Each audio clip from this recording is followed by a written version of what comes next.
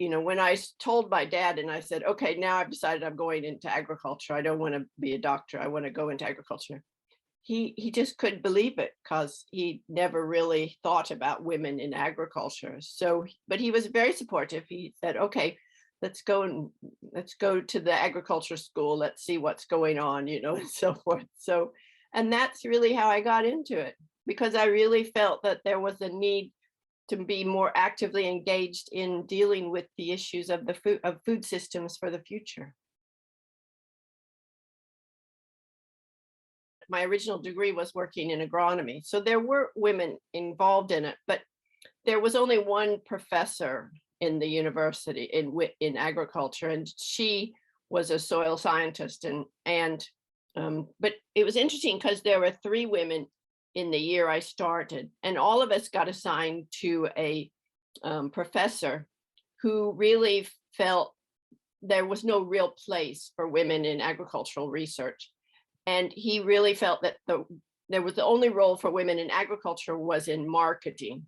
So it was so funny because the three of us had to end up taking marketing classes because he said we had to be prepared. That was where there was a place. And all three of us went on and got a PhD and became professionals. So I think there was a time frame where things were also changing, where people were starting to think about it. And I just had this really great professor who really helped me. And there were two professors in the department who just decided they were going to make a place for women.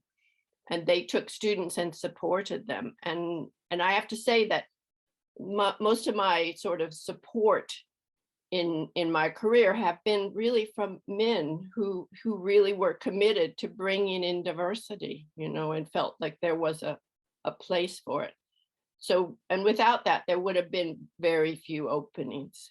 So for myself, then when I became a professor, I had lots of female students and minority students because I felt like that was something I had to do to really take it, because somebody had done that for me. I thought it was really important that I offered that same opportunity for them. And I suppose I continue to do that even today. I feel strongly, and not just for women, but for young professionals coming in. I think it is important that somebody sort of takes an interest and helps you to develop as a professional. And for women, I do think it's important to have a woman, but also men do a great job at it.